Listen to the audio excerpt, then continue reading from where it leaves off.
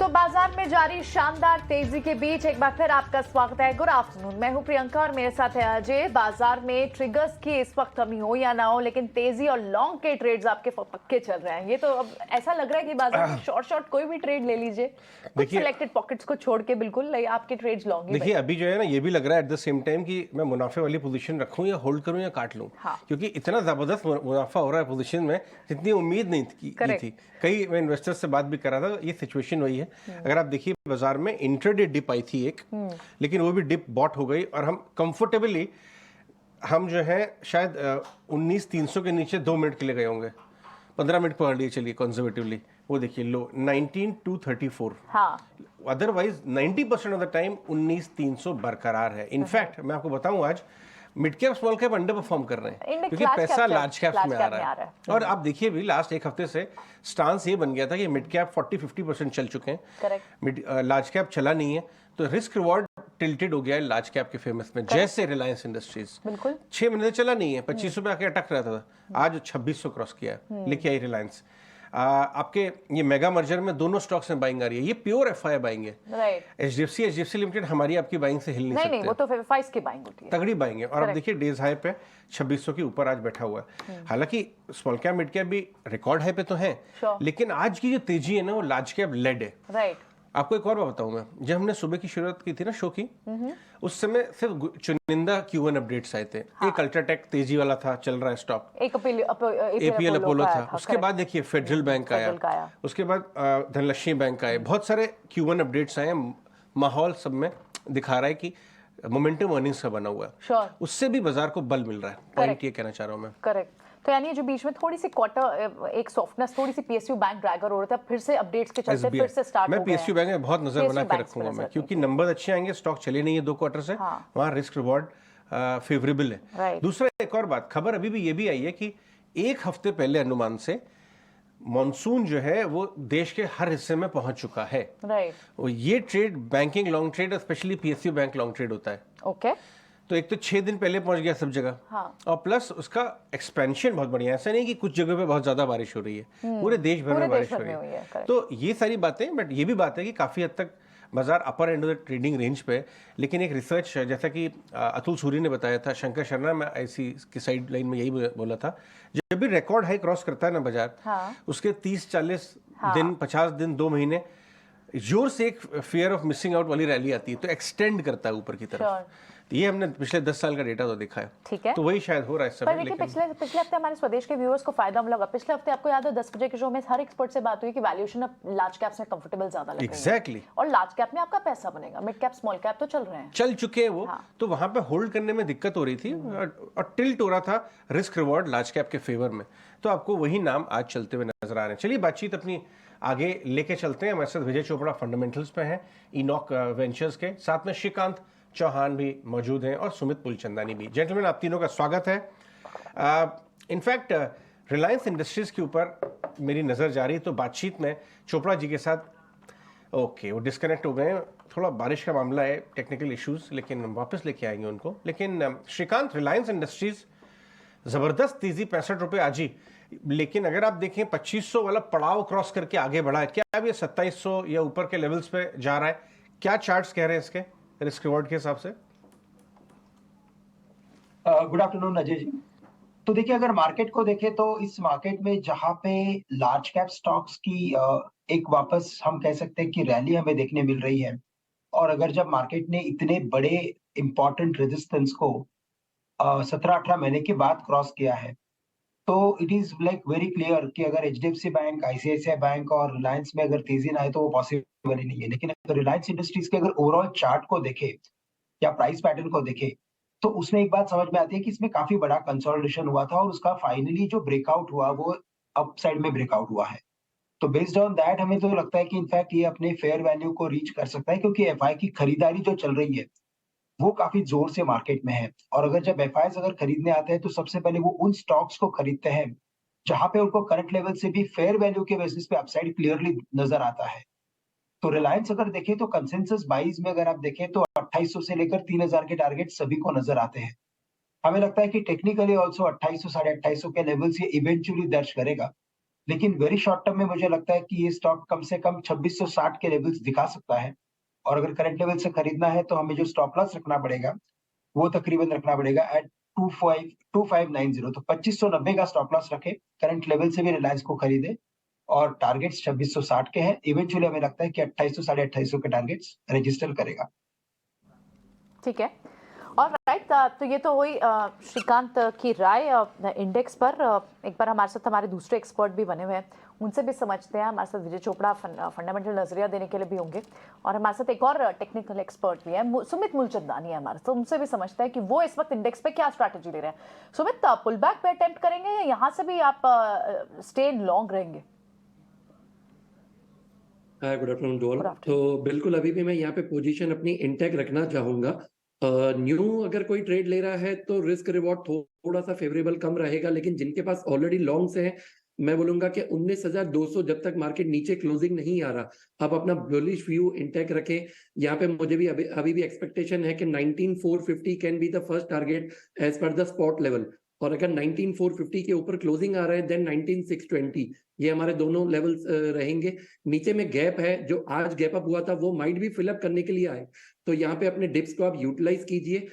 19,180 ये एक लेवल रहेगा जहां तक आप एक बाइंग अपॉर्चुनिटी रखिए, और 19,100 का स्टॉप लॉस रखिए, तो बुलिश व्यू रहेगा। दूसरा, बैंक निफ्टी में देखिए, आज सुबह से पीएसयू सेक्टर काफी अच्छा परफॉर्म कर रहा है। State bank of India, bank of Baroda, Canara bank, आप देखिए अपने एक न्यू हाइस की तरफ जा रहे हैं, तो कहीं ना कहीं ऑल माहौल को वो बड़ा सहारा दे रहे हैं। तो बिल्कुल आप अपना बुलिश व्यू यहाँ पे बनाए रखें। ठीक है, दोनों के ट्रेडिंग आइडियाज ले जाएं अब। सुमित और हमारे साथ श्रीकांत हैं, साथ में चोपड़ा जी भी जुड़ेंगे। कुछ बार बार प्रॉब्लम हो रहा है, जरा ठीक करके आते हैं हम उनके पास। तब तक अपनी ट्रेडिंग आइडियाज बता दीजिए। श्रीकांत, आपके टॉप ट्रेड्स। अनम्यूट तो करिए श्रीकांत जी। क्या स्टाइलिश चश्मा पहन के आए हैं आज आप, एकदम ब्रांड न्यू। श्रीकांत और हम काफी पुराने मित्र हैं। हाँ। श्रीकांत भी हमारी तरह 80s के बॉय हैं, लेकिन चश्मा उनका एकदम नेक्स्ट जेन जी। क्यों श्रीकांत जी? मैंने वही कहा कि कोविड से हमारे जो दर्शक है, जो हमें देख रहे हैं, मैंने बोला फेस देख देख के तो बेचारे परेशान हो गए होंगे। और मार्केट भी कुछ नया हाई में जा नहीं रहा, तो मैंने बोला कुछ चेंज कर लेते हैं, कुछ ट्रेंड को चेंज करते हैं। और इसीलिए मैंने कुछ फ्रेम को चेंज कर लिया, और फिर आपने देखा ही कि अभी मार्केट फट गया है करके। क्या बात, क्या बात। मुझे लगता है नई फ्रेम लगानी पड़ेगी। बढ़िया। पर अगर स्टॉक्स की अगर बात करें अजय जी, तो मुझे लगता है कि इस लेवल पे आईसीआईसीआई बैंक हमें अच्छा लगता है। वैसे पीएसयू बैंक्स में काफी अच्छा मोमेंटम बना हुआ है, यानी इतनी अच्छी रैली मुझे एक्सपेक्टेड नहीं थी आज के दिन में, लेकिन काफी अच्छी रैली बनी है। लेकिन अभी सभी के सभी स्टॉक्स अपने स्टॉप लॉसेस से काफी दूर है, तो इसी वजह से मुझे लगता है कि आईसीआईसीआई बैंक को करंट लेवल से खरीदा जा सकता है, जो 945 के करीब है। 934 का स्टॉप लॉस रखें। टारगेट्स नजर आते हैं 970 के। और साथ ही साथ मुझे लगता है कि जोमैटो ये एक स्टॉक ऐसा है कि जिसे करंट लेवल से लॉन्ग कर सकते हैं, मोमेंटम है इसमें भी। 76 77 के करीब इसे खरीदे, 74.50 का स्टॉप लॉस रखे। टारगेट्स नजर आते हैं 81 82 के। तो जोमैटो और आईसीआईसीआई बैंक को खरीदें। और अगर कोई भी करेक्शन अगर आने वाले दिनों में अगर आता है, तो सबसे पहले हमें ध्यान रखना पड़ेगा पीएसयू बैंक्स के ऊपर। क्या बात है, पीएसयू बैंक्स के पीएसयू बैंक्स में तो वाकई में एक अंडर परफॉर्मेंस कह लो, या आप साइडवेज मूव हो गया है, वो एडजस्ट हो गया है और पूरा पचा लिया है। अब नए मूव की तैयारी हो रही है, और यही श्रीकांत भी कह रहे हैं। और दूसरा स्टॉक इन्होंने जोमैटो के लिया, मल्टीपल ब्लॉक्स लगे इनके शुक्रवार को जोमैटो पे। देखिए 7 तारीख को शेयर होल्डिंग पैटर्न आएगी नई। हाँ। अपने व्यूअर्स को मैं बता दूं बिल्कुल कि वो जोमैटो की जो नई शेयर होल्डिंग पैटर्न है, शायद आप रुचि रखेंगे, उसे जरूर ट्रैक करिएगा। कुछ अच्छे नाम आ सकते हैं। हाँ, करेक्ट, जिन्होंने 40 से 76 कर दिया स्टॉक को। लेकिन सुमित की ट्रेडिंग आइडियाज, सुमित बाबू। अजय जी, पहले मेरी भी एक छोटी सी डिमांड रहेगी। I am also from 80s, आपके सेम।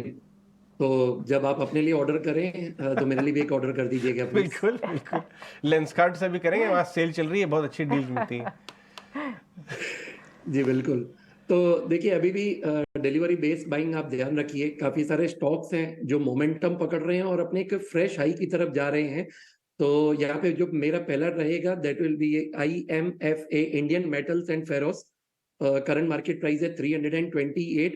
देखिए स्टॉक ने काफी टाइम से परफॉर्म नहीं किया है, लेकिन आप रिसेंटली देखेंगे तो पिछले 8-10 सेशन से काफी अच्छा वॉल्यूम क्रिएट कर रहे हैं और डिलीवरी बेस्ड बाइंग भी यहाँ पे देखी जा रही है। तो स्टॉक को आप एक्यूमुलेट कीजिए, यहाँ पे करंट मार्केट प्राइस है 328 का, स्टॉप लॉस मेंटेन कीजिए 286 का, और मुझे लग रहा है कि यहाँ पे इसका पोटेंशियल नेक्स्ट 3 to 6 मंथ्स के लिए काफी अच्छा रहेगा। टारगेट रहेगा 405 एंड 452, तो यहाँ पे करीबन 50% तक का भी मूव दे सकता है स्टॉक, तो होल्डिंग के लिए काफी अच्छा लग रहा है। जो दूसरा स्टॉक है वो है लेटेंट व्यू।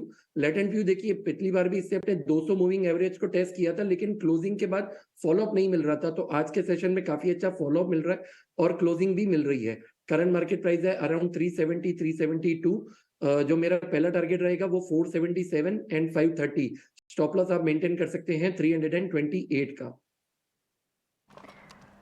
ऑलराइट, ठीक है। सो ये सारे स्टॉक्स आपके रिकमेंडेशन बाय रिकमेंडेशन पर, लेकिन अभी हम जो बात कर रहे थे कि अब जो Q1 अपडेट्स आने लगे, बिजनेस अपडेट्स आने लगे, उसके दम पर कहाँ कहाँ ट्रेड्स दिखे हैं, जो एक बार कंपाइल करके लाते हैं कि अब तक जो अपडेट्स आए हैं वो आए कहाँ हैं। Over the weekend APL Apollo के अपडेट जरूर आए थे, और इनफैक्ट अब कई सारे बैंक्स के भी, करूर वैश्य बैंक के आए हैं, और आज आप PSU mid cap PSU bank से, पूरा PSU बैंक है स्पेस तो वापस आया है, और मिड कैप PSU बैंक में अच्छी वाइब्रेंस है, 4.5% करूर वैश्य बैंक। और यहाँ पर भी देखें तो उन्होंने भी अपने जो बिजनेस अपडेट्स में बताया, टोटल बिजनेस जो बताया उसमें बढ़ोतरी बताई है। डिपॉजिट्स देखे तो वो लगभग 3.75, डिपॉजिट में लगभग 8-8.5% की ग्रोथ देखने को मिली है करूर साउथ इंडियन बैंक में है ये। Karur Vysya bank, south Indian bank, Dhanlaxmi bank, यहाँ पर भी 6% की डिपॉजिट ग्रोथ है। तो वो बैंक्स जहाँ पर डिपॉजिट ग्रोथ अच्छी है उनको बाजार वैसे भी वॉच आउट करता है। बैंक ऑफ महाराष्ट्र लगभग 25% की डिपॉजिट ग्रोथ देखने को मिली है, तो डिपॉजिट ग्रोथ तो लगातार अच्छी दिख रही है, और ये एक बड़ा ट्रिगर है भी सारे PSU बैंक्स के लिए। जी हाँ, लेकिन मैं बताऊं आपको कि बैंक ऑफ महाराष्ट्र की डिपॉजिट ग्रोथ सॉलिड है, बट बाकियों की थोड़ी सी कमजोर है। 6-7% डिपॉजिट ग्रोथ दिक्कत वाली चीज़ है। अभी देखिए डिपॉजिट ग्रोथ के बिग डैडी 1-2 दिन में आपको ना डिपॉजिट ग्रोथ का बिग डैडी सिर्फ एक है, और वो है HDFC, क्योंकि वो इतना डिपॉजिट जितने बैंक्स की लोन बुक है वो एक क्वार्टर में उतना डिपॉजिट मॉप अप करता है। इस समय दादा एक ही है बैंकिंग का। वो कह रहे हैं कि हर 3 साल में हम एक HDFC बैंक ऐड करेंगे लोन बुक में। 4 साल में एक, हाँ 1500 ब्रांच आप एक समझ साल रही हैं, 4 साल का हाँ। मतलब यानी 15-17% की ग्रोथ हो गई लोन बुक में। मतलब आप देखिए इससे ज्यादा ट्रांसपेरेंट बैंक कोई नहीं हो सकता है। लोन बुक ग्रोथ की गाइडेंस दे दी है, डिपॉजिट ग्रोथ क्या हो रही है आपको सामने दिख रहा है। तो ये एक देखिए आजकल कई बार बताते हैं ना कि 45-50 के बाद रिड्यूस करिए अपना रिस्क एक्विटी पे, राइट, लेकिन 50 के बाद जो आपको एक्विटीज रखनी है अपने पोर्टफोलियो में, इस तरह के सेफ नेम 15-17% की ग्रोथ, बढ़िया आप बैठ के मजे लीजिए। हाँ बिल्कुल, आप समझ रहे हैं कंपाउंडिंग का। अब हमारे साथ विजय आ गए हैं क्या? विजय आ गए, कुछ दिक्कत हो रही थी बहुत देर से। विजय को याद कर रहे थे। हाँ मैं याद कर रहा था विजय को। विजय ये बताइए कि HDFC बैंक यहाँ से कितना बड़ा पैसा बना सकता है? थोड़ा मैं अगर रिस्क एवर्स इन्वेस्टर हूँ, यहाँ से ही बनेगा पैसा अगर मैं पार्टिसिपेट करके बैठा रहूँ? देखिए रिस्क एवर्स इन्वेस्टर हैं तो मैं कहूंगा वेट करिए, क्योंकि अच्छी खासी तेजी हम देख चुके हैं, 1760 के लेवल तक ये टच कर चुका है। अगर आप रिस्क एवर्स हैं, थोड़ा सा आपका रिस्क टेकिंग कैपेसिटी इतनी नहीं है, तो वेट करिए। ये बाजार है, यहाँ पे हर चीज नीचे मिलती है, अपने भाव पे मिलती है, और बेस्ट सिनेरियो होगा अराउंड 1600 अगर आपको HDFC बैंक मिलता है तो बहुत ही अच्छा गोल्डन बाय है, और लंबी अवधि के लिए आप इसको लेके रख सकते हैं। मगर अभी देखिए ये एक नेचुरल प्रोसेस है मार्केट का, हम सबको समझना होगा कि कोई भी चीज जो ऊपर जाती है वो थोड़ा एक नेचुरल करेक्शन लेती है।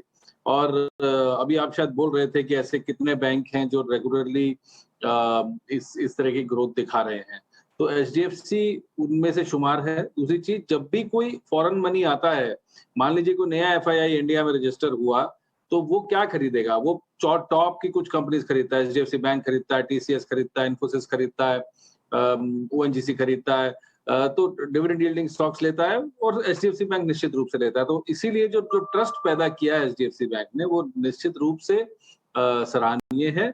और मुझे लगता है कि अब थोड़ा सा करेक्शन का वेट कर लीजिए, और यहाँ से यदि लगभग 100 रुपए नीचे मिलता है तो बहुत ही अच्छा एंट्री लेवल होगा HDFC बैंक में। मगर अभी रिस्क एवर्स इन्वेस्टर्स के लिए मैं बिल्कुल भी सजेस्ट नहीं करूंगा कि वो अभी बाय करें। ठीक है, तो ये तो हुई HDFC बैंक पर एक लॉन्ग टर्म व्यू रखने की विजय की भी राय। लेकिन आज का हमारा ऑप्शंस का चैंपियन हमारा खास सेगमेंट है और अब 2:40 के समय पर हमारे साथ एक खास मेहमान जुड़ने हैं। हमारे साथ आज अक्षय भागवत हैं, सीनियर वीपी हैं जेएम फाइनेंशियल के। आइए उनसे बात करते हैं।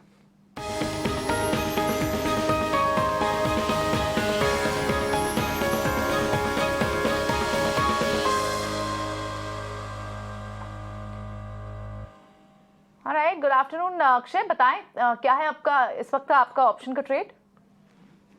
नमस्कार। तो आज आप पीएसयू बैंक्स में देखेंगे तो बहुत सारे बैंकों में स्ट्रॉन्ग टेक्निकल ब्रेकआउट देखने को मिला है। डेरिवेटिव्स में भी जो डेटा पॉइंट्स है काफी मजबूती दिखा रही है बहुत सारे बैंक्स में। तो हमें आज पंजाब नेशनल बैंक बाय करने में पसंद आ रहा है। उसने लास्ट 2 महीना 50 और 53 के रेंज में कंसोलिडेट करा है और लास्ट 1 आवर में उसने पावरफुल ब्रेकआउट दिया है चार्ट्स पे। तो हमारा मानना है कि ऊपर ये 58 से 60 तक इसका टारगेट जुलाई महीने में देखने को मिल सकता है। हालांकि इसका लॉट साइज काफी बड़ा है, 16,000 का है, तो हम इसे ऑप्शन के द्वारा आप इसमें निवेश या ट्रेड कर सकते हैं। जो 55 का कॉल है जुलाई सीरीज का, वो करीबन 1.8 से 1.5 के बीच में आप इसे खरीदें। इसका टारगेट बनेगा 3.5 से 4 और इसका आप स्टॉप लॉस रख सकते हैं 0.5।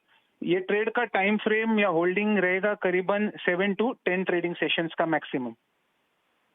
तो ये अब 53.15 53.15 पे चल रही है अभी पंजाब नेशनल बैंक की आपको कॉल।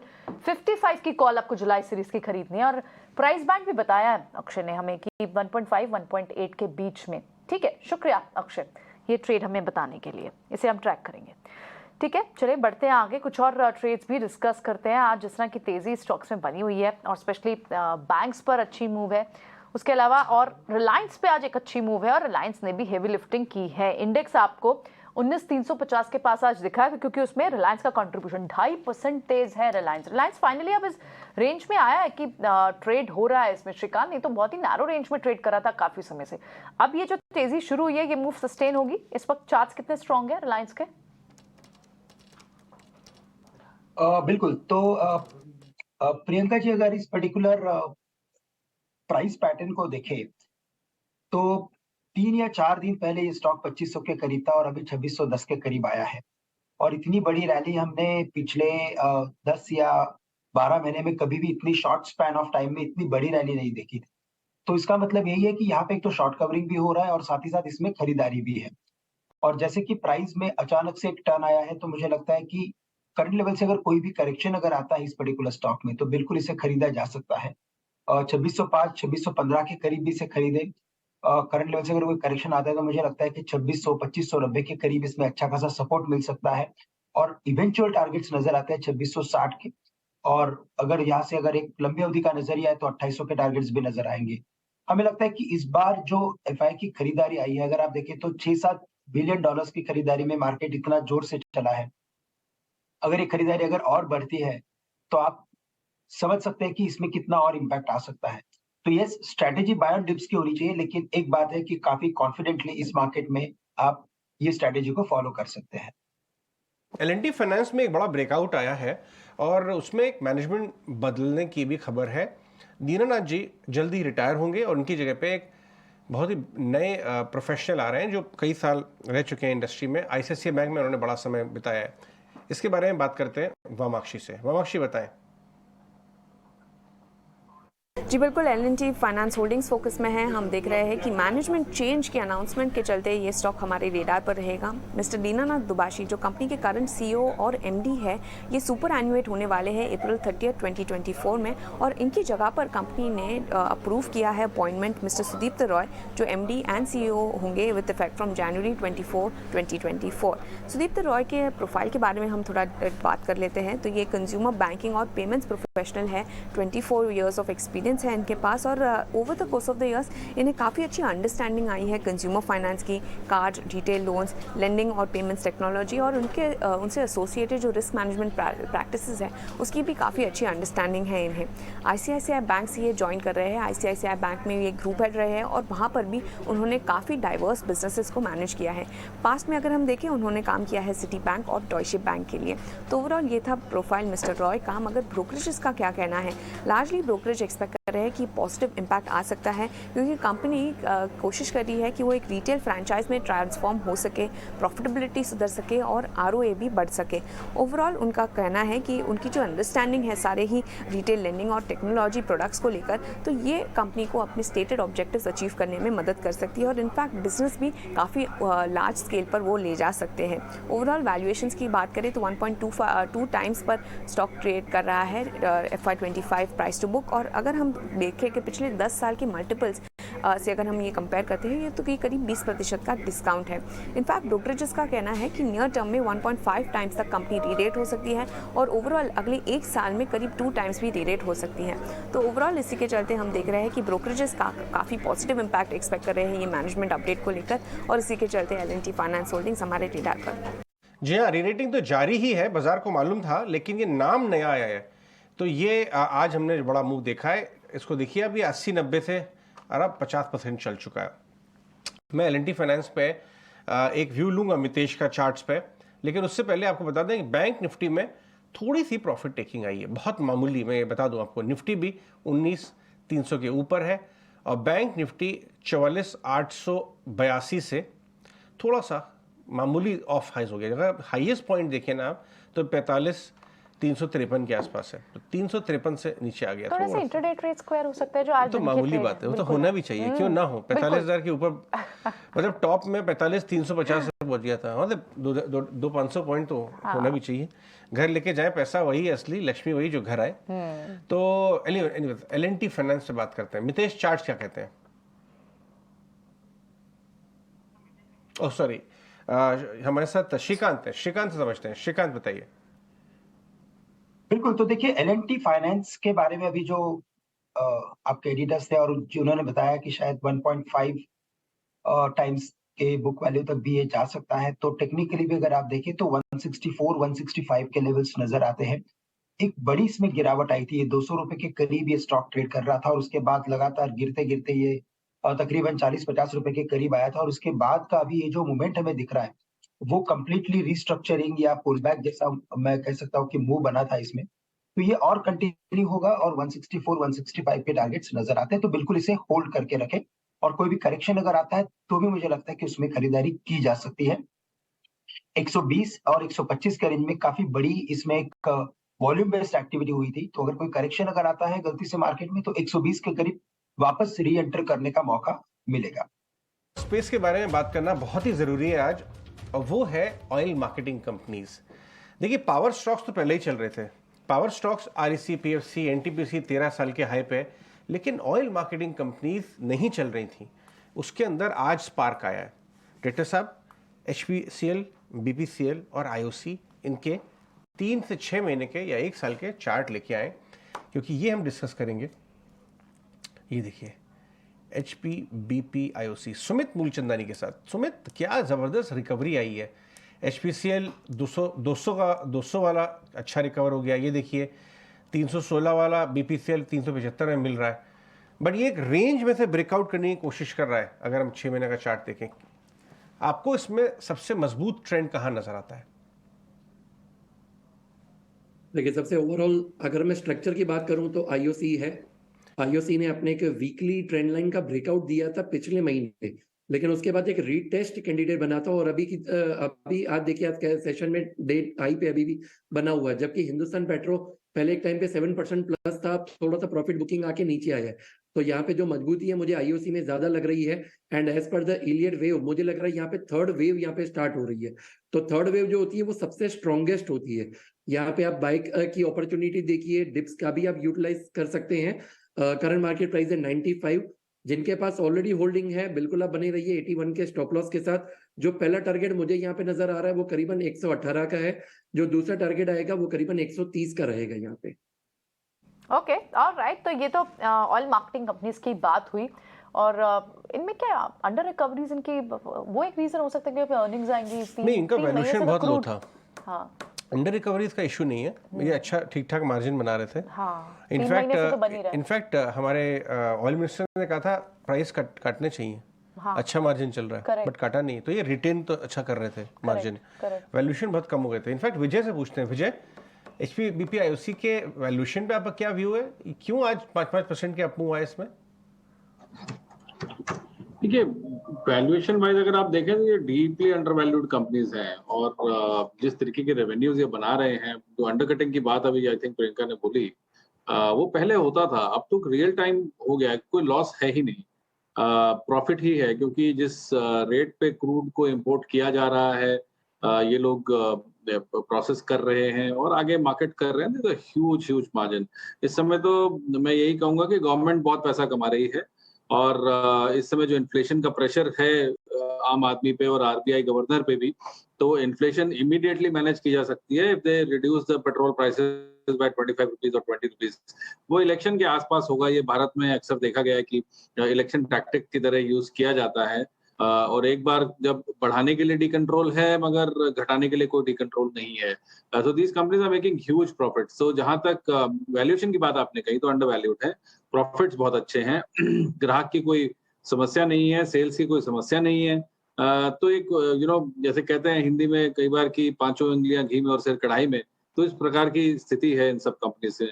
और इन कंपनीज में जो भी कमाई होती है उसमें से भी सरकार डिविडेंड निकाल के ले जाती है। अगर आप मुझसे पूछें तीनों में से तो मुझे बीपीसीएल बहुत अच्छा लगता है और फॉलोड बाय आईओसी। तीनों ही ओएमसीज बहुत ही अच्छा डिविडेंड यील्डिंग कंपनीज हैं और लंबी अवधि के लिए इनको खरीदा जा सकता है, डिविडेंड के लिए तो खरीदा जा सकता है। ये चलती क्यों नहीं है? इनमें बहुत ज्यादा स्पाइक इसलिए देखने को नहीं मिलता क्योंकि अभी भी कहीं ना कहीं इस पे सरकारी कंट्रोल है।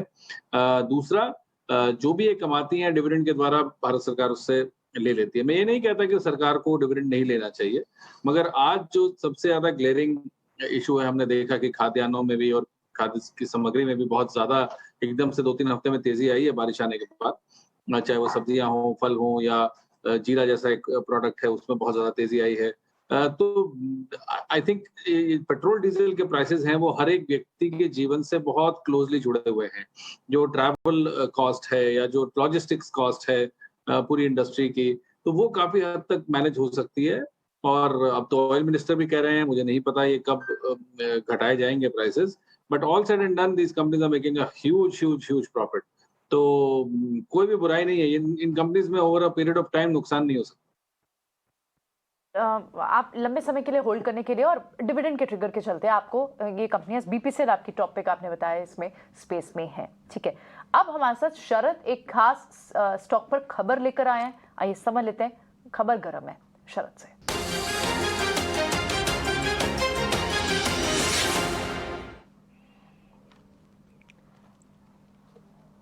बताइए शरद, कौन सा स्टॉक है आज?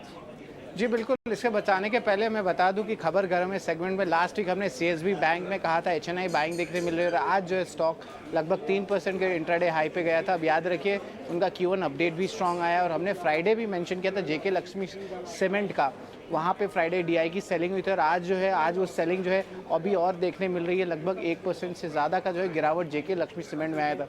ये दोनों स्टॉक्स हमने खबर गबरे सेगमेंट में बताई थी, लेकिन आज के जो स्टॉक जो फोकस में रहेगा वो है लेटेंट व्यू एनालिटिक्स। यहाँ पे जो है हमारी डीलर से बात हुई है तो वो कह रहे हैं कि यहाँ पे इंस्टीट्यूशनल बाइंग डोमेस्टिक सेगमेंट में देखने मिल रही है डीआईज की, और यहाँ पे की डीआई जो ऑलरेडी इन्वेस्टेड है कंपनी में उनके नाम में लेता हूँ। एबीएसएल म्यूचुअल फंड है, कोटक म्यूचुअल फंड है और ईडलवाइस म्यूचुअल फंड है।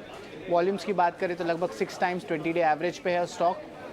मार्च लो से 18% जो है उसमें बढ़ोतरी देखने मिली है और हमारी एक चैनल चेक हुई जहाँ पे जो एआई रिलेटेड इंक्वायरीज होती है वो बढ़ गई है कंपनी की। कंपनी याद रखिए डेटा और एनालिटिक्स का ऊपर जो है सर्विसेज देती है, एक्सपोर्ट करती है और यही डेटा एनालिटिक्स एआई में जो है यूज़ किया जाता है। याद रखिए एक बड़ा एआई ऑर्डर जो है आपके सेकेंड हाफ FY24 में जो है कंप्लीट हो सकता है और 12 से लेकर 14 बिलियन डॉलर का ये बड़ा अपॉर्चुनिटी है भारत का आगे जाते हुए एआई के थीम पे। इसके अलावा लेकिन मैनेजमेंट ने जो है बात भी की थी रिसेंटली और उन्होंने कहा था हालांकि अगले 2 क्वार्टर जो है थोड़ी स्लगिशनेस रहेगी आईटी वर्टिकल्स में, जो उनके BFSI सेगमेंट है उसको लेके। हालांकि आगे जाते हुए मार्जिन्स में गिरावट नहीं होगी और लगभग 21% तक रहेगी और यूरोपियन मार्केट है वहाँ पे थोड़ी एक्सपेंशन पे जो है कंपनी फोकस करने वाली है। तो आज का जो फोकस रहेगा वो रहेगा लेटेंट व्यू एनालिटिक्स पे। ओके, तो लेटेंट व्यू पर आप बता रहे हैं कि डीआईएस की बाइंग देखने को मिल रही है और इसमें अच्छा खासा DIs ऑलरेडी इन्वेस्टेड है भी, आदित्य बिरला, कोटक, एडलवाइस जैसे। ठीक है, शुक्रिया शरद ये स्टॉक और ये खबर हमें बताने के लिए। 6-6.5% की मूव ऑलरेडी लेटेंट व्यू में देखने को मिल रही है। भी AI रिलेटेड एक स्टॉक है और हाल ही का स्टॉक है। इस स्पेस पर एक बार एक चार्ट चेक भी ले लेते हैं। लेटेंट व्यू 6-6.5% चलने के बाद सुमित, क्या एक बार के लिए प्रॉफिट बुकिंग करनी चाहिए या आपको लगता है कि ट्रेल करें अभी तो राइड करें? प्रियंका जी, आज का मेरा पिक भी यही था, तो बिल्कुल मेरा नजरिया तो यहाँ पे लंबा है। 3 से करंट मार्केट प्राइस है 372 के करीबन, टारगेट है 477 एंड 530। तो राइट तो अभी चालू हुई है, तो बिल्कुल छोड़िएगा मत, उल्टा यहाँ पे डिप्स को आप यूटिलाइज कीजिए। स्टॉप लॉस रखिए 328 का। एक और इंटरेस्टिंग स्टॉक, बारिश का मौसम है और दिल्ली में इनफैक्ट बारिश तो पूरे हिंदुस्तान में फैलती चली जा रही है। ये वीकेंड भी था और उस ऐसे में एक प्रोडक्ट की सेल्स बढ़ जाती है। रेडिको खेतान 6% ऊपर है। देखिए ये डॉक्टर साहब, इनफैक्ट रेडिको ही नहीं, पहले हम देखते थे कि रेडिको तो आउट परफॉर्म कर रहा है, यूनाइटेड स्पिरिट्स अंडर परफॉर्म कर रहा है। 1200 के ऊपर है। इनफैक्ट आप लेके आइए यूनाइटेड स्पिरिट्स को, वो 900 के ऊपर आ गया। इनफैक्ट 920 के आस 912 के आसपास चल रहा है। ये धीरे धीरे इसने 700-800 का जोन क्रॉस किया, 900 का भी जोन क्रॉस कर लिया है। यूनाइटेड स्पिरिट्स और रेडिको, इन दोनों में सुमित आप बताइए चार्ट्स में किसमें दम है? देखिए रेडिका का आप करंट मार्केट प्राइस देखेंगे 1277, तो ये एक अपना हाईएस्ट वीकली क्लोजिंग की तरफ बढ़ रहा है। नो डाउट प्रीवियस हाई था 1294 जो आज के सेशन में टच हुआ था, लेकिन इस बार का जो क्लोजिंग है वो बहुत इंपॉर्टेंट है। अगर जैसे ही यहाँ पे ये क्लोजिंग बेसिस पे आ रहा है, तो हमारा नेक्स्ट डिलीवरी बेस जो टारगेट रहेगा दैट विल बी अराउंड 1530। तो यहाँ पे बिल्कुल आप बने रहिए। जिनके पास ऑलरेडी होल्डिंग है, एक स्ट्रॉन्ग बेस बनाया हुआ है करीबन 1100 के लिए, तो एक ट्रेलिंग स्टॉप लॉस की तरह आप यहाँ पे यूज कीजिए 1180 को for the target of 1530। Okay, all right, ठीक है। ये बात तो हुई। दूसरे कुछ और स्टॉक्स भी देखते हैं। इनफैक्ट कौन कौन से ट्रेड्स हैं जहां अच्छी मूव है और ये क्या BTST ट्रेड्स हैं, इन्हें कैरी करके लेके जाना चाहिए। आज अल्ट्राटेक सीमेंट, क्योंकि इनके भी अच्छे अपडेट्स आए, वहाँ पर एक स्ट्रॉन्ग मूव है। ग्रासिम जैसे स्टॉक में अच्छी मूव है, लेकिन थोड़ा सा सीमेंट पे प्रेशर भी इस सेक्टर पे बताया जा रहा है। क्या एक बार के लिए प्रॉफिट बुक कर लें? आप बताएं श्रीकांत, अल्ट्राटेक या फिर ग्रासिम, या फिर आपको लगता है कि राइड करें?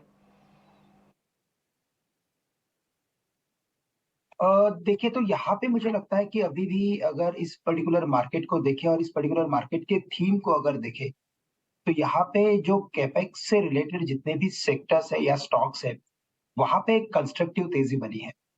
तो इस पर्टिकुलर सेक्टर को तो मुझे लगता है कि अभी भी राइड करना चाहिए। और सीमेंट एक ऐसा सेक्टर है कि जहां पे हमें लगता है कि और भी यहाँ से अपसाइड क्लियरली नजर आता है। बट यही है कि वैल्यूएशन टर्म्स में देखा जाए तो काफी क्लोज बाय है, फेयर वैल्यू के काफी क्लोज बाय आ चुका है, मार्केट चल चुका है। तो करंट लेवल से अगर कुछ बेचना है तो आप कुछ पार्शियल प्रॉफिट बुकिंग करके चल सकते हैं। अदरवाइज मुझे लगता है कि अगर यहाँ से अगर 1 साल से 2 साल का अगर व्यू है, नजरिया अगर है, तो बिल्कुल इन इन्वेस्टमेंट्स को पकड़ के रखें। क्योंकि कई सारे स्टॉक्स बिल्कुल इस पर्टिकुलर मार्केट में है, लेकिन बहुत ही चुनिंदा कंपनियां है कि जहां पे आप इन्वेस्ट करके कॉन्फिडेंटली होल्ड कर सकते हैं। तो मुझे लगता है ग्रासिम और अल्ट्राटेक दोनों में भी हमें लगता है कि पोजीशंस को होल्ड करें और यहाँ से और भी यहाँ से पोजीशंस को राइड करने में फायदेमंद हो सकता है। ऑल राइट, ये तो हुई अल्ट्राटेक सीमेंट पर बात। लेकिन आज की चर्चा का विषय ये भी है कि गिफ्ट निफ्टी जहां पर अब 21 घंटे ट्रेडिंग होगी, तो क्या ट्रेडिंग आज भी एक्सटेंड हो सकता है? हमारे मैनेजिंग एडिटर निकुंज डालमिया ने जब NSE के MD और CEO आशीष चौहान से खास बातचीत में सवाल भी पूछा। आइए सुनते हैं उन्होंने क्या बताया। गिफ्ट निफ्टी 21 घंटा ट्रेड करेगा और 21 घंटा 24 में से करीब 80% है। तो क्या एक अर्ली इंडिकेशन है कि भाई NSE भी अपने ट्रेडिंग आज बढ़ा सकता है? पहले भी अपनी इस पे चर्चा हुई है निकुंज जी, और हमने एक ब्रोकर्स की कमेटी का गठन किया था, वर्किंग ग्रुप का, और उन्होंने अपने एक तरह से निष्कर्ष पे आ चुके हैं कि किस तरह की ट्रेडिंग होनी चाहिए, कौन सी प्रोडक्ट्स होनी चाहिए, कैश मार्केट लंबी अवधि के लिए होना चाहिए कि सिर्फ डेरिवेटिव्स होना चाहिए, और कब से कब शुरू होगा, कब खत्म होगा, वो सब के ऊपर वो लोग ने अपना एक मंतव्य बना लिया है आगे जाकर के। और जो ब्रोकर की लार्जर बॉडी है उसमें भी हम उसको पेश करेंगे और एक निष्कर्ष निकलता है, सभी का मन बनता है, तो हम सभी के पास भी लेके जाएंगे और आगे जाकर के लंबी अवधि के लिए भारत में डोमेस्टिक एरिया में भी लंबी अवधि के लिए ट्रेडिंग का सोच रहे हैं। तो चौहान साहब, इस डिसीजन पे फाइनल मोहर कब लगेगी, हाँ या ना? अभी तो हाँ ना दोनों चल रहा है। जब तक हाँ नहीं होती है तब तक हाँ ना लगेगा, लेकिन क्योंकि वर्ल्ड उस तरफ जा रहा है, ऑटोमेशन भी उस तरफ जा रहा है, तो कहीं ना कहीं तो हमें भी उस तरफ जाना पड़ेगा। हम जब छोटे थे तो हमारे गांव में दोपहर को 12 से 4 बजे लोग दुकान बंद करके सो जाते थे। आज कोई भी दुकान बंद नहीं करता है, क्योंकि समय का तकाजा है, सभी को रखना पड़ता है, भले कस्टमर आए कि नहीं आए। वैसे ही हम सभी को जो लंबी अवधि के लिए काम करना सीखना होगा, लेकिन एक सहमति बनती है, सम्मति बनती है तो और अच्छा लगता है। तो उसी की वजह से हम सभी मेंबर्स को साथ में लेकर के आगे बढ़ना चाहते हैं। तो चौहान साहब, क्योंकि आप हाँ पर ज्यादा तवज्जो दे रहे हैं, ना पर कम दे रहे हैं, क्या हमें 18 आवर्स स्वदेश में अब नए लंबे वर्किंग आवर्स की तैयारी ज्यादा कर लेनी चाहिए?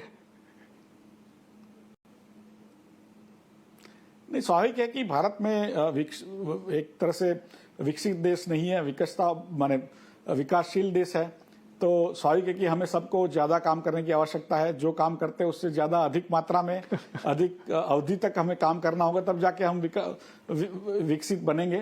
तो स्वाभाविक सिर्फ स्टॉक मार्केट में नहीं, हर जगह पे हर भारतीय को मेहनत करने की आवश्यकता है। और तो मुझे लग रहा है कि स्टॉक मार्केट तो फिर भी आसान है, क्योंकि हमें कंप्यूटर्स पे, मोबाइल पे काम करना पड़ता है, लेकिन बाहर जो फिजिकली भी काम करते हैं सभी लोग बहुत मेहनत करते हैं आजकल। चलिए, तो माहौल बन रहा है।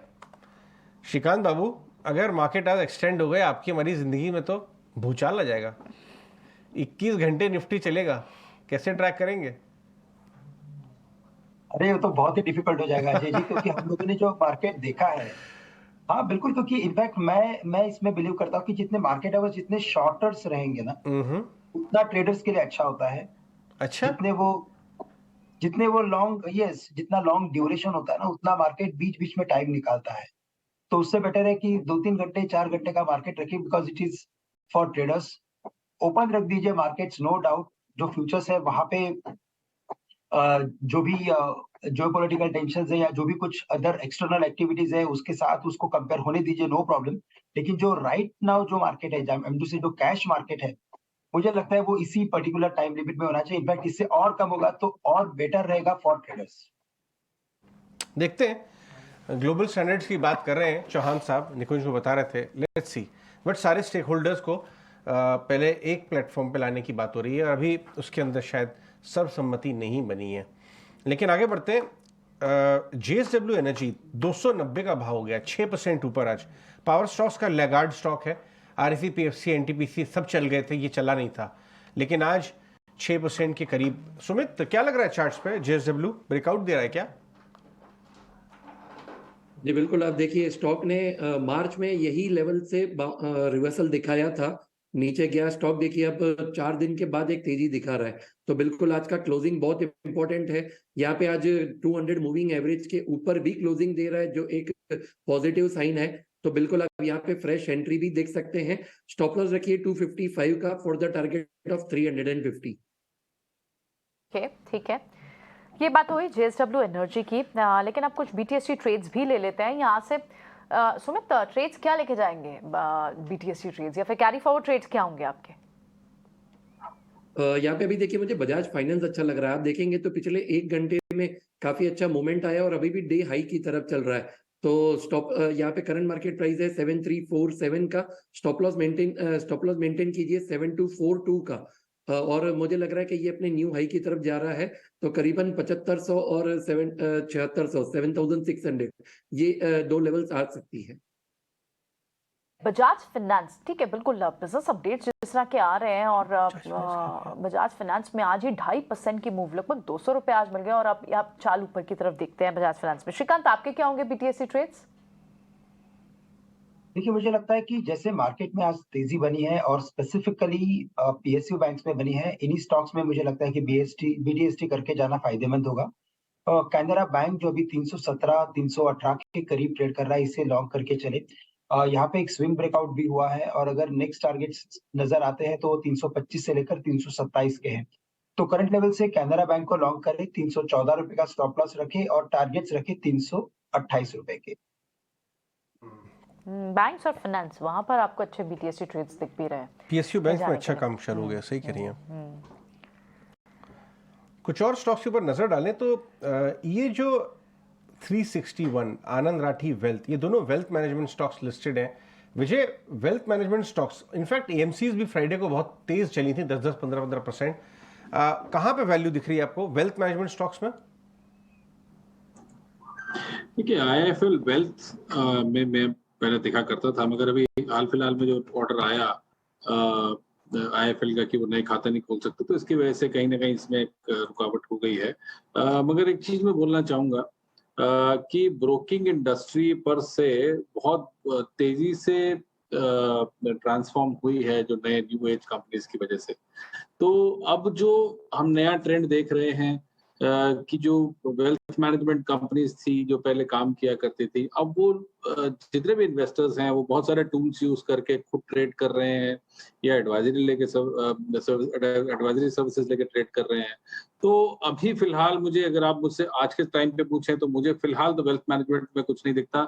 हाँ, अभी भी एएमसीज की यदि आप बात करें तो एचडीएफसी एएमसी है, यूटीआई एएमसी है, तो इनमें एक गिरावट में जरूर मैं खरीदारी करने का रिकमेंडेशन दूंगा। अगर आपको एचडीएफसी एएमसी करीब 2000-2050 में मिलती है तो मेरा ये मानना है इसके अंदर गोल्डन क्रॉस बनने वाला है और उसके बाद और ज्यादा ऊंचे स्तर में देखने को मिलेंगे। मैंने किसी और बिजनेस चैनल पर करीब 3000 का टारगेट दिया था एचडीएफसी एएमसी का आज से 1-1.5 महीने पहले। तो मैं अभी भी मानता हूं कि थोड़ा करेक्शन में यदि आपको मिलता है, क्योंकि इसने टेक्निकल गैप्स भी छोड़े हैं, तो एचडीएफसी एएमसी खरीदी जा सकती है। मगर करेक्शन में लीजिएगा, मैं दोबारा से बोलता हूँ 2000-2050 के लगभग। तो एएमसीज आर गुड क्योंकि बहुत ज्यादा पैसा आ रहा है, मगर वेल्थ मैनेजमेंट कंपनीज में फिलहाल मेरे रेडार पे कोई भी नहीं। कोई इंपॉर्टेंट खबरें जो आई हैं, एक तो आरबीआई ये कह रहे हैं कि 2000 के 76% नोट बैंक में वापस आ गए, यानी 25% रह गए। सितंबर एंड थी डेट, सितंबर तक डेट, 30 सितंबर, जुलाई है, पूरा अगस्त है, 3 महीने पड़े आपके और पास आपके पास या तो खर्च कर लीजिए या जाके बदलवा लीजिए, दोनों में से एक ऑप्शन आप कर सकते हैं। लेकिन फिर भी देखिए कितनी एक बहुत ही ऑर्गेनाइज वे में, एक बहुत ही चरणबद्ध तरीके से ये काम हो रहा है। इसमें कोई पैनिक नहीं है, आप जाइए अभी भी आपके नोट चल जाते हैं। लोगों को पता है कि कुछ लोग, मैं छोटा व्यापारी जो है सब्जी वाला कहेगा साहब 2000 मत दीजिए, मैं नहीं लूंगा, बट अदरवाइज जनरली चल जाता है। जाके वापस कर दीजिए, बैंक में जमा हो जाएगा और आप इस्तेमाल करिए। बहुत ही चरणबद्ध तरीके से बहुत ऑर्गेनाइज काम हुआ है ये आरबीआई की अभी कमेंट्री आई है। 25% बाकी रह गए हैं, अभी भी करीब 84,000 करोड़ का ये सर्कुलेशन अभी भी है जो हो रहा है। वो धीरे धीरे अपडेट्स देते आ रहे हैं। दूसरा एमएनएम फाइनेंस के सेकेंड क्वार्टर अपडेट्स वो भी आए हैं, वो भी फ्लैश में आएंगे आपके। बड़ी अच्छी अपडेट आई है और इसमें कहीं ना कहीं ट्रेंड भी चेंज हुआ है। यहाँ भी एक मैनेजमेंट चेंज होने की बात हो रही है और स्टॉक 350 पे आ गया है। 220 का जैसे ही उसने अपना एक रेजिस्टेंस लेवल क्रॉस किया तो उसके बाद तो हाथ नहीं आया stock. Shrikant, MNM finance trail करना चाहिए क्या अभी भी? किस लेवल्स पे प्रॉफिट बुक करें, कहाँ स्टॉप लॉस लगाएं? बिल्कुल, तो इनफैक्ट मैं ये कहूंगा कि एमएनएम फाइनेंस के अगर ओवरऑल एक लॉन्ग टर्म पैटर्न को देखें तो इतना एक स्ट्रॉन्ग पैटर्न बना है कि इसमें ऐसा लग रहा है कि शायद ये स्टॉक 450-500 के लेवल्स भी दिखा सकता है। नो डाउट कि अभी मार्केट जितने भी स्टॉक्स अगर आप देखेंगे, कई सारे स्टॉक्स अपने ऑल टाइम हाइज या 52 वीक हाइज को क्रॉस कर रहे हैं, तो चार्ट्स काफी अच्छे लग रहे हैं। लेकिन मेरा कहना यही है कि कुछ एक स्टॉक्स जहां पे अगर आप देखें तो फंडामेंटल डेवलपमेंट्स काफी हुए हैं, यानी कि पिछले 6-8 महीने से अगर आप देखें तो महिंद्रा एंड महिंद्रा फाइनेंस ने एवरी मंथ आके उसके अपडेट्स को काफी क्लियरली, क्रिस्टल क्लियरली प्रेजेंट किया है और यही इंडिकेट करता है कि मैनेजमेंट का जो फोकस है वो और बढ़ते जा रहा है and they are keeping a track of each and every activity of the business. ये सबसे बड़ा पॉजिटिव इम्पैक्ट है और इसीलिए मुझे लगता है कि बिल्कुल इसे राइड करके चले। अगर किसी के पास अगर पोजीशन है तो बिल्कुल मुझे लगता है कम से कम 1 साल के व्यू से होल्ड करें। ये स्टॉक शायद 450-500 के लेवल्स दिखा सकता है। अगर ट्रेडर्स के व्यू से अगर देखना है तो मुझे लगता है कोई करेक्शन अगर आए तो खरीदे, क्योंकि अभी स्टॉक शॉर्ट टर्म में काफी चल चुका है और 330-325 के रेंज में बढ़िया सपोर्ट है। उन लेवल्स के करीब लॉन्ग की पोजीशंस बनाई जा सकती है। इसे बाय ऑन डिप्स करेंगे आप M&M फाइनेंस, ठीक है। लेकिन इस बीच ऑटो स्टॉक्स में जहां नंबर्स अच्छे आए भी हैं, उसमें से एक स्टॉक टाटा मोटर्स, इसके भी हालांकि इनलाइन थे बहुत नंबर्स हद तक, इसलिए आपको बहुत बड़ी मूवमेंट नहीं दिखी, लेकिन टाटा मोटर्स के पीवी सेगमेंट, सीवी सेगमेंट, दोनों सेगमेंट के लिहाज से जून क्वार्टर अच्छा रहा।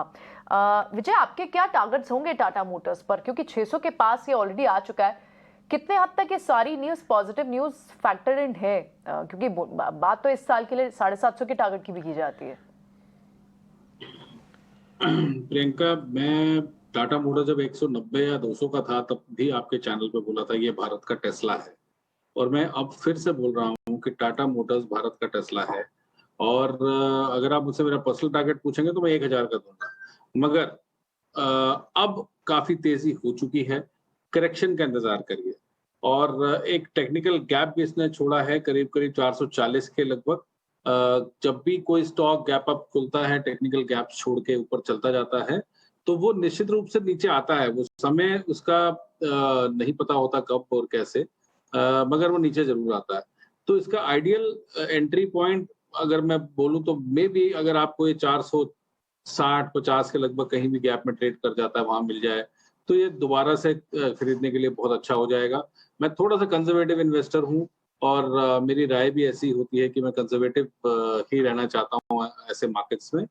मगर मैं अभी भी कहता हूँ कि टाटा मोटर्स अगर कोई लंबी अवधि के लिए ले तो इसमें 1000 का टारगेट मैं देना चाहता हूँ, और यहाँ से भी डबल होने का दमखम रखता है। और ये डबल लगभग ट्रिपल हुआ है जहाँ से मैं इसको ट्रैक कर रहा हूँ, जब से बोल रहा हूँ।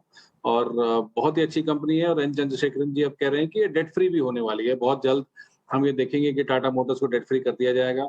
इसके पास डिजाइनिंग कैपेबिलिटीज हैं JLR की, और भारत में भी अब जिस तरीके के मॉडल्स लॉन्च कर रहे हैं, सड़कों पे काफी गाड़ियां दिख रही हैं, लोग पसंद कर रहे हैं टाटा मोटर्स की गाड़ियां। और चाइना की ओपनिंग के बाद मुझे लगता है JLR के नंबर्स काफी सुधरते हुए दिखेंगे over a period of next couple of years. तो मैं टाटा मोटर्स पे लॉन्ग टर्म बहुत बुलिश हूँ, और JLR भी 2025 ऑनवर्ड्स काफी EVs लेके आ रहा है, नए मॉडल्स लेके आ रहा है जो विदेशों में लॉन्च किए जाएंगे। तो अच्छी संभावना है कि ये लंबी अवधि में 1000 का लेवल टच करे। मगर अभी जो खरीदे नहीं, जो थोड़ा ट्रेडर्स हैं वो थोड़ा प्रॉफिट बुक कर सकते हैं, नीचे आने का इंतजार करें, दोबारा एंट्री से याद आया, टाटा टेक्नोलॉजीज का 18 साल के बाद पहले ही टाटा कंपनी का IPO आ रहा है। आपकी नजर गई है, आपने इसके ऊपर कुछ पढ़ाई लिखाई की है क्या विजय? तैयारी करनी चाहिए पार्टिसिपेट करने की। लास्ट TCS आया था, उसने बहुत पैसा बना के दिया निवेशकों को। तो टाटा टेक्नोलॉजीज के और मुझे लगता है कि टाटा कंपनीज के जितने भी IPOs रहे हैं, बहुत अवधि के बाद अब हम देख रहे हैं कि कोई नया IPO आ रहा है, और निश्चित रूप से मैं रिकमेंड करूंगा कि इसमें पार्टिसिपेशन किया जाना चाहिए। अभी एग्जैक्ट डिटेल्स जैसे ही सामने आती है, मुझे लगता है कि इवन फॉर लिस्टिंग गेन्स भी आप खरीदारी इसमें कर सकते हैं। और क्योंकि पीछे टाटा की बैकिंग है, तो लंबी अवधि वाले लोग तो निश्चित रूप से इसमें निवेश करें, और इवन फॉर लिस्टिंग गेन्स इसमें निवेश किया जा सकता है। Alright, okay. कुछ और ट्रेड्स भी जाते जाते बाजार बंद होने में बस अब 4-5 मिनट रह गए हैं, और उससे पहले जो ट्रेड्स अच्छे आज चले, हमने कई सारे ट्रेड्स को डिस्कस किए ही। जी में भी आज, क्योंकि इन्होंने कुछ सेटलमेंट भी की इंडसइंड बैंक के साथ, और आज आप देखें तो वहाँ पर भी 4% की मूव है। इनफैक्ट जी के चार्ट्स पर क्या आपकी व्यू रहेगी? अच्छा खासा इसके यहाँ पर भी एक गैप तो बना, क्या अब ये फिल करने के लिए तैयार है? स्टॉक चलना शुरू हो गया सोमित? देखिए, सुबह को जो स्टॉक में अपसाइड मोमेंटम था, लेकिन प्रॉफिट बुकिंग आया है, और सबसे जो नेगेटिव पॉइंट है that is around the support. तो फ्रेश बाइंग में अभी भी यहाँ पे रिस्की ट्रेड समझ रहा हूँ, तो पहले इसको 185 की जो लेवल है उसके ऊपर सस्टेन होने दीजिए। जब तक नहीं हो रहा तब तक एक फ्रेश बाइंग अपॉर्चुनिटी मैं नहीं देख रहा यहाँ पे।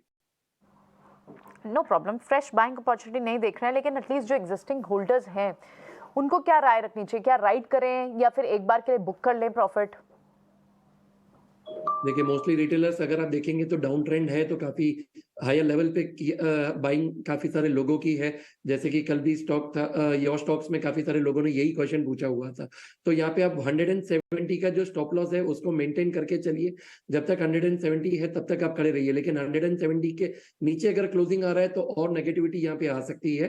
तो लास्ट जो आपका सपोर्ट रहेगा वो 170 का रहेगा। में भी कई सारे स्टॉक्स हैं जिनमें अच्छा खासा एक्शन है, लेटेंट व्यू हो, सुजलॉन जैसे स्टॉक हो, मजगांव टॉक जैसे, क्योंकि यहाँ पर ऑर्डर मिला, इजी ट्रिप हो, यहाँ पर तो इनफैक्ट कई सारे ब्लॉक्स भी लगे थे शुक्रवार को, यहाँ पर भी 5% की मूव है। श्रीकांत, क्या आप कैरी फॉरवर्ड करेंगे इजी ट्रिप को या एक बार के लिए प्रॉफिट बुक की सलाह होगी? तो देखिए, करंट लेवल से तो मुझे लगता है कि इजमाई ट्रिप में अगर लॉन्ग पोजीशन है तो बिल्कुल इसे एक बार प्रॉफिट बुकिंग के बेसिस पे देख सकते हैं। उसका रीजन यही है कि स्टॉक एक अपनी इंपॉर्टेंट सपोर्ट्स को रिटेस्ट करने के बाद इसमें एक रिबाउंड बन रहा है, तो एक dead cat bounce sort of formation हो सकता है। बट करंट लेवल से अगर इसी पर्टिकुलर सेक्टर में अगर किसी और स्टॉक को देखना है तो मुझे लगता है थॉमस कुक पे करंट लेवल से फोकस किया जा सकता है, जो 80 रुपए के करीब ट्रेड कर रहा है। हमें लगता है कि ये स्टॉक स्लोली स्टडीली एक ब्रेकआउट में आ रहा है और ये स्टॉक यहाँ से कम 95 या 100 के लेवल्स दिखा सकता है। तो थोड़ा सा वक्त लग सकता है, लेकिन Thomas Cook is a much better option as compare to EaseMyTrip. TCS का एक्चुअली ट्रिगर आ रहे हैं, जो टैक्स कलेक्टेड एट सोर्स जो ईज आउट किया, उसके चलते आप यहाँ देखें तो 4-4.5% की इन स्टॉक्स में आज मूव आ रही है, ठीक है, लेकिन आप इसे प्रेफर करेंगे ओवर इजमाई ट्रिप, थॉमस कुक, जो ऑलरेडी आज 4.5% की मूव के साथ ट्रेड कर रहा है। बाजार बस बंद होने में कुछ देर ही बाकी है, लेकिन अब एक बार के लिए आज दिन भर की मूव देखें, क्योंकि हम खुले गैप के साथ खुले थे और लगातार ये तेजी आप पिछले इनफैक्ट ये जो 1000 पॉइंट की 18,000 से 19,000 की जो रैली का पॉइंट रहा है, सिर्फ 45 दिन में मार्केट ने कवर किया और पिछले एक हफ्ते में 1,500 पॉइंट से ज़्यादा आपको बैंक निफ्टी पे चाल दिख चुकी है। सो इन सब में आज तीसरा दिन था जब आपको रिकॉर्ड लेवल्स दिखे, अच्छी खासी मूव दिखी। मिड कैप स्मॉल कैप तो चल रहे थे, लार्ज कैप्स में भी आपको अच्छी मूवमेंट दिख रही है। एफआईज की बाइंग है, एफपीआईज का तो इनफैक्ट जो इन्फ्लोज है वो 10 महीने के हाईएस्ट लेवल पर इस वक्त ट्रेड कर रहा है। आज निफ्टी पर अगर हम कंक्लूड करें कि आज कौन से स्टॉक्स हैं जहां बड़ी मूव आई थी, क्योंकि बड़े स्टॉक्स जो आपके जिनमें मूव पीएसयू बैंक्स वापस आए हैं, फाइनेंस काउंटर से आपको शानदार मूव दिख रही है और साथ ही सपोर्ट आपको अब हेवी वेट्स लाइक रिलायंस जैसे स्टॉक्स का मिल रहा है। निफ्टी के इस वक्त के जो टॉप 5 गेनर्स हैं उसमें अब आईटीसी 3% की तेजी के साथ ट्रेड होते हुए, उसके बाद ओएमसी में आपको बीपीसीएल जैसे काउंटर्स दिख रहे हैं, ग्रासिम, अल्ट्राटेक सीमेंट के अच्छे बिजनेस अपडेट्स आए, brokerage view report strong I, Grasim की भी इसी एक रब ऑफ आपको स्पेस पर दिख रहा है और वहां पर आप देख रहे हैं 3-3.5% की मूव दिख रही है। रिलायंस में 2.5% की मूव आई। बिजनेस अपडेट्स से एक रिलेशन जो है वो अब आपको सारे फाइनेंस काउंटर्स में अच्छा दिख रहा है। एचडीएफसी चल रहा है, बजाज फाइनेंस में मूव है और जितने छोटे छोटे बैंक्स हैं, स्मॉल पीएसयू बैंक्स में Karur Vysya, bank of Maharashtra, south Indian bank, deposit growth काफी स्ट्रॉन्ग आ रही है। जो बिजनेस फेडरल बैंक, जिनके आज दिन भर में आपको बिजनेस अपडेट्स दिखे और वहां पर आपको अच्छी खासी मूव भी दिखे। निफ्टी गेनर्स दिखाते हैं, हम निफ्टी लूजर्स दिखा रहे हैं। एक्चुअली गेनर्स की यहाँ बात होनी चाहिए कि आज मूव स्ट्रॉन्ग है कहाँ। तो एचडीएफसी स्टील काउंटर्स में आपको जेएसडब्ल्यू स्टील जैसे काउंटर्स में आपको स्ट्रॉन्ग मूव दिख रही है। ऑटो नंबर्स आए और उससे पहले एमएनएम के नंबर्स आने से पहले ही आपको बड़ी मूव दिख रही थी, क्योंकि ट्रैक्टर सेल्स ये सब फिगर्स अच्छी जून क्वार्टर में रिफ्लेक्ट हुई हैं। पीवी सीवी दोनों सेगमेंट में आपको अच्छे नंबर्स टाटा मोटर्स में दिखे हैं। थोड़ा लगाट सॉफ्टनेस रही है आपको मारुति, बजाज ऑटो के काउंटर्स में, हीरो के काउंटर्स में, और वो आपको एज अ गेन वहां पर थोड़ा प्रेशर जरूर देखने को मिला है। सो वो एक प्रेशर आपको जरूर दिख रहा है। और थोड़े फार्मा काउंटर्स, हालांकि फार्मा डिफेंसिव जैसे बिहेव नहीं करता, वो अपना खुद एक सेक्टर चाल दिखाता है, लेकिन आप देखें तो आज सिप्ला, सन फार्मा, डीवीज लैब जैसे काउंटर्स, डॉक्टर रेड्डीज जैसे काउंटर्स में थोड़ी सी गिरावट देखने को मिल रही है।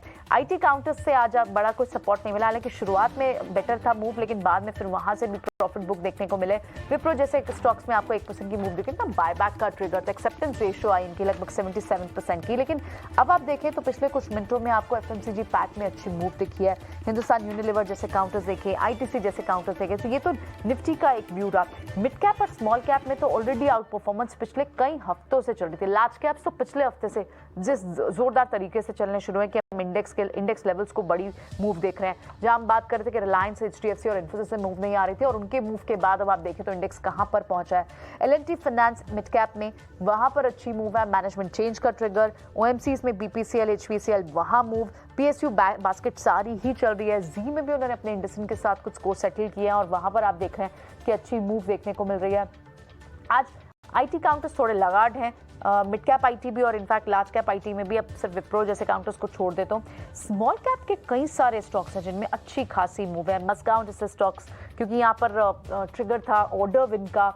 इजमाई ट्रिप जैसे काउंटर, जहां पे भी टीसीएस का ट्रिगर आ रहा है, जो ओवर द वीकेंड आया, टैक्स कलेक्टेड एट सोर्स, वहां पर आपको ट्रिगर जरूर ईज माई ट्रिप ट्रैवल थॉमस कुक जैसे काउंटर्स में आपको एक मूव अच्छी खासी दिख रही है। कुछ और कैपिटल गुड्स के स्पेस में सुजलॉन जैसे स्टॉक्स अब तो 17 रुपए की तरफ बढ़ते हुए दिखाई दे रहे हैं। लेटेंट व्यू यहाँ पर अभी शरद भी हमें बता के गए कि वहां पर अच्छी बड़ी डीआई बाइंग हो रही है, जिसके चलते आप देख रहे हैं कि उसमें मूव बनी हुई है। रेडिको खैतान जैसे स्टॉक्स 6% की मूव है। तो मिड कैप स्मॉल कैप अच्छा एक्शन और साथ ही लार्ज कैप से बड़ा सपोर्ट मिलते हुए, और जिसकी वजह से हम देख रहे हैं कि इंडेक्स आज फिर से आपको एक और नए रिकॉर्ड लेवल पर निफ्टी सेंसेक्स भी दिखाई दिया। सो ओवरऑल बाजार में लॉन्ग के ट्रेड्स ही इनिशिएट करने चाहिए, पुल बैक के भी आपको बाय करने की ही सलाह एक्सपर्ट्स दे रहे हैं। फिलहाल शो को यही वाइंड अप करते हैं एक और शानदार ट्रेड सेशन के बाद। बहुत बहुत शुक्रिया हमारे दोनों एक्सपर्ट्स का, तीनों एक्सपर्ट्स का इनफैक्ट, विजय, श्रीकांत और सुमित हमारे साथ आज बने और ये सारी स्ट्रैटेजी हमसे डिस्कस की। बहुत बहुत शुक्रिया। तो चलिए शो को फिलहाल यही वाइंड अप करते हैं, कल सुबह फिर होती है आपसे मुलाकात। नमस्कार।